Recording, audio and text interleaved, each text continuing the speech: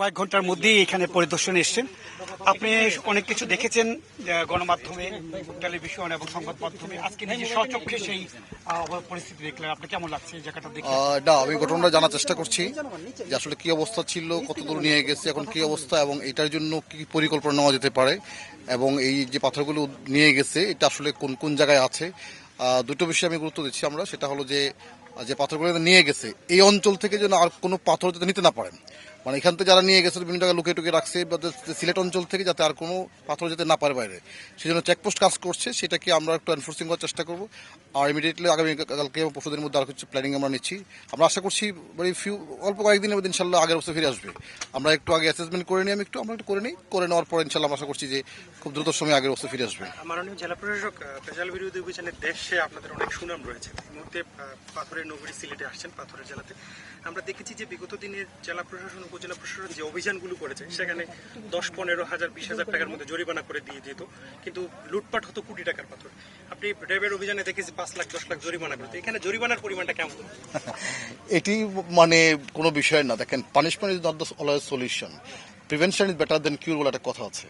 তো আমরা দেখি কি করা, যদি এখানে পানিশমেন্ট প্রয়োজন হয় তাহলে প্রচলিত যে আইন আছে সেই আইন মোতাবেক হবে, যে যতটুকু অপরাধ করবে সেই অনুযায়ী হবে। সেটা জেলও হতে পারে, বড় ধরনের শাস্তি হতে পারে, জরিমানা হতে পারে, যারা বেশি অপরাধ করবে তারা সেরকম হবে। এটা সুতরাং এইটা দেখতে হবে যে অপরাধের মাত্রা কতটুকু।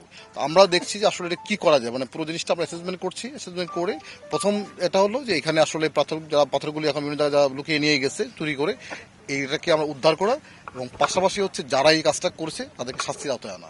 আমরা সেক্ষেত্রে একটি তদন্ত কমিটির রিপোর্ট গতকালকে দিয়েছেন তদন্ত কমিটির প্রধান। আপনার সেই রিপোর্টে বেশ কিছুকে অভিযুক্ত করা হয়েছে, তাদের বিরুদ্ধে কোনো ব্যবস্থা নেওয়ার কার্যক্রম কবে থেকে শুরু করবে? তদন্ত কমিটির রিপোর্টের বিষয়ে আমার এই মুহূর্তে কিছু বলার নেই, কারণ এটি বিভিন্ন তদন্ত করেছে। সেটা হচ্ছে তদন্ত রিপোর্ট যারা করেছে সেটা যথাযথ কর্তৃপক্ষ জমা দেওয়া হয়েছে। সুতরাং এটা কর্তৃপক্ষ সিদ্ধান্ত নেবেন যে আসলে এখানে কার দায় ছিল, কি বিষয়। এটা আমি একজন জেলা প্রশাসক, আমার দায়িত্ব হলো যে এটাকে দুটো বিষয়, একটা হলো যে এখানে যে পাথরগুলি চুরি হয়ে গেছে ইমিডিয়েটলি সেটাকে রিস্টোর করা, এবং সেকেন্ডলি হচ্ছে এখানে কারা কারা ইনভলভ তাদের কি ব্যবস্থা নেওয়া যায়, আর থার্ড হচ্ছে ভবিষ্যতে এই ধরনের ঘটনা না ঘটে সেটার জন্য কি প্রিভেন্টিভ মেজার নেওয়া যায়, স্থায়ী সলিউশন করা যায় এটা, এবং যারা এই কাজটি করছেন তারা কেন করছেন সেটাকে আইডেন্টিফাই করা। আমি দেখি, সময় আমাকে দেন, আমরা চেষ্টা করি।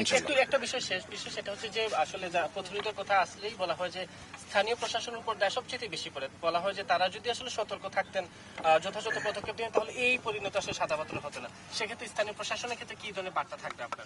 না, এটা আমরা দেখি, একটু আগে অ্যাসেসমেন্টটা করি, আইডেন্টিফাই করি যে আসলে কোথায় উইকনেস আছে এবং কোথায় আমাদের কাজ করার সুযোগ ছিল, বা কোথায় সুযোগ আছে, বা কোথায় আমাদের সুযোগ তৈরি করতে হবে, বা কোথায় আমাদের কি এনফোর্সমেন্ট করতে হবে, বা কোথায় আসলে আমাদের স্ট্রেংথেনিং করতে হবে, সেটা আমরা একটু অ্যাসেসমেন্ট করে নিই, সেই অনুযায়ী ব্যবস্থা নেব। একটু সময় আমাদেরকে দেন, আমরা আশা করছি এটা একটা স্থায়ী সলিউশন হবে ইনশাআল্লাহ। মাননীয় জেলা প্রশাসক, সবশেষ আমার একটা প্রশ্ন।